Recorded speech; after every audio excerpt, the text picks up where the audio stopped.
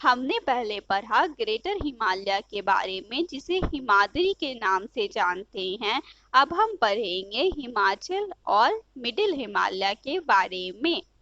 तो सबसे पहले क्या आता है? सबसे पहले आता है ग्रेटर हिमालय, जिसे हम हिमाद्री के नाम से जानते हैं। उसके बाद आता है हिमाचल, जिसे हम मिडिल हिमालय के नाम से जानते हैं। फिर आता है शिवालिक, जिसे हम आउटर हिमालय के नाम से जानते हैं। तो बीच में क्या आया? बीच में आया हिमाचल, मिडिल हिमालय। तो अभी हम हिमाचल के बारे में ही पढ़ेंगे। This range is found between the Himadri and the Shivalik range. यह दोनों के बीच में आता है।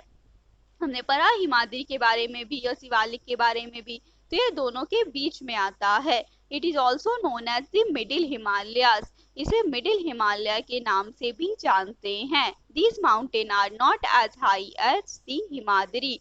यह हिमाद्री जितना ऊंचा नहीं होता है। This range has many beautiful hill stations. यहाँ पे बहुत सुंदर हिल स्टेशन होती है। हिल स्टेशन कौन सी जगह होती है? जहाँ पे ऊंचे ऊंचे पहाड़ होते हैं, ठंडे इलाका होता है।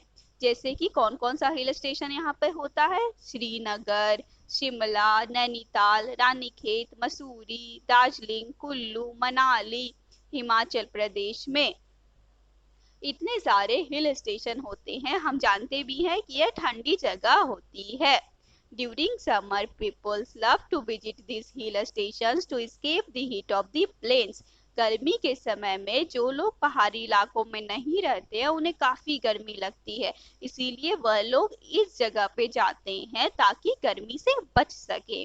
The mountains are covered with thick forests of देवदार and pine trees। और यहाँ के जो पहाड़ होते हैं, वहाँ पे मोटे मोटे पेड़ होते हैं। किन चीजों के? देवदार के और पाइन के पेड़ होते हैं। यहाँ पे बहुत घने जंगल होते हैं, बहुत सारे जंगल होते हैं जिसमें कि पेड़ होते हैं। People grow apples, pears and plums in these valleys। यहाँ पे लोग घाटियों में क्या उगाया करते हैं? एप्पल उगाते हैं, पियर्स उगाते हैं और प्लम फल उगाया करते हैं। जैसा कि हम जानते हैं, पहाड़ी इलाकों में ही ज्यादातर नाशपाती, सेब यह सब उगाया जाता है। People also grow rice, potato and ginger on terraces। जो पहाड़ होते हैं उन्हें काटा जाता है, और जब पहाड़ को ऐसे काटते हैं तो वो क्या बनता है? सीढ़ी नुमा आकार बनता है। जैसे हम पहाड़ को काटेंगे तो क्या बनेगा? सीढ़ी बनेगा जिसपे हम चढ़ सकते हैं। तो उस सीढ़ी पे लोग क्या उगाते हैं? उस सीढ़ी पे लोग चावल उगाते हैं, आलू उगाते हैं, अदरक उगाते हैं। Houses in this region have sloping roofs so that the rain and snow can move off the roofs easily। यहाँ के जो घर होते हैं इस जगह के, उनकी छतें कैसी होती है? छतें जो होती है वो स्लोपी होती है, यानी कि उनकी छतें जो होती है वह हमारी जैसे समतल नहीं होती है, बल्कि ढूलकी हुई छतें होती है दोनों तरफ से। ऐसा क्यों होता है? क्योंकि जो भी बारिश का पानी आए वो नीचे चला जाए, या फिर जो भी बर्फ गिरे वो नीचे चला जाए। जैसा कि हम बनाते हैं ना घर, झोपड़ी वाला घर, तो दोनों साइड से कैसा होता है? वो क्या समतल होता है? नहीं होता। तो जैसा झोपड़ी वाला घर हो, बिल्कुल वैसा ही वो अपना घर बनाते हैं, ताकि कुछ भी बारिश का पानी और बर्फ वहां पे जमा ना हो पाए और वो नीचे चला जाए। The Shivalik, the outer Himalayas. हमने पढ़ा पीछे रेंज के बारे में। सबसे पहले था ग्रेटर हिमालय, जिसे हिमाद्री बोलते हैं। फिर मिडिल हिमालय, जिसे हम हिमाचल बोलते हैं। अब हम बात करेंगे शिवालिक की, जिसे हम आउटर हिमालय भी बोलते हैं। The Shivalik form the southern most and the lowest most range of the Himalaya. Shivalik जो होता है वो तीनों में सबसे बाद में आता है, सबसे दक्षिण में आता है, और ये तीनों में सबसे छोटा भी होता है। It is also known as the outer Himalaya. जैसा कि हम जानते हैं, इसे आउटर हिमालय बोलते हैं। These are hills rather than mountains. यह पहाड़ी होती है, पहाड़ नहीं। यानी कि पहाड़ी जो होती है वो छोटी होती है और पहाड़ जो होते हैं वो बड़े बड़े होते हैं, इसीलिए इसे पहाड़ी बोलते हैं। क्यों? क्योंकि ये छोटी होती है। These are homes of many wild animals like elephant, sambar, tiger, yaks, rhinos, deer, etc.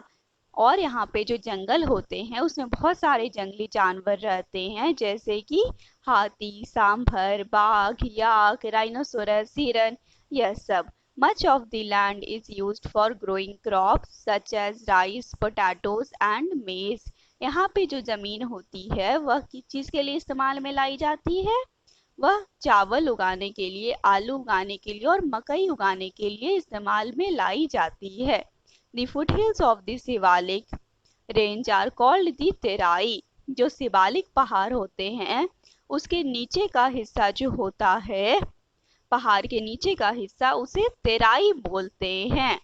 Jim Corbett park is in the Terai region near Nainital.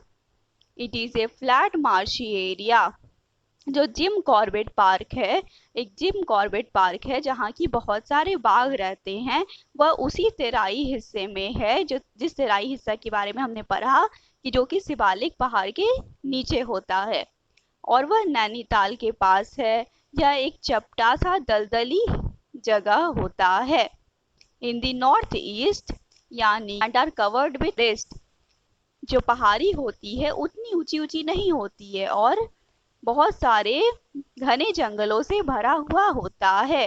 The hill ranges here include Garo, Khasi, Jaintia, Naga, Lushai and Mizo hills.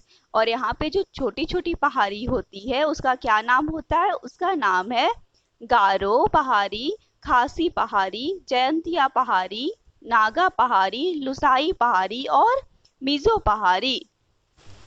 Mountain passes. There are many narrow paths called passes in the Himalayas. Himalaya पहाड़ के बीच में बहुत छोटे छोटे से पतले पतले रास्ते होते हैं, इसे हम क्या बोलते हैं? इसे हम पासेज बोलते हैं। They provide routes across the border. ये रास्ते बनाते हैं, जो दो देश के बॉर्डर होते हैं उसके बीच में रास्ते बनाते हैं। They were once very useful trade routes. पुराने समय में यह व्यापार करने यानी सामान खरीदने और बेचने जब जाते थे लोग, उसे व्यापार बोलते थे। तो व्यापार करने के लिए ये काफी ज्यादा काम में लाए जाने वाले रास्ते थे। Some important passes in the Himalayas are the Sipkila and the Rohtang in the Himachal Pradesh, the Nathula in the Sikkim and the Bomdila। कुछ इम्पोर्टेंट पास जो कि हिमालय की पहाड़ में है वह है हिमाचल प्रदेश में सिपकीला पास और रोहतांग पास। ये सब नाम है पास का, जैसे कि आप बगल के फोटो में देखिए रोहतांग पास आपको दिखाई दे रहा है, एक रास्ता पहाड़ों के बीच में। यह रोहतांग पास कहाँ? यह हिमाचल प्रदेश राज्य में है। नाथुला पास कहाँ है? वह सिक्किम राज्य में है। और बोमडिला पास कहाँ है?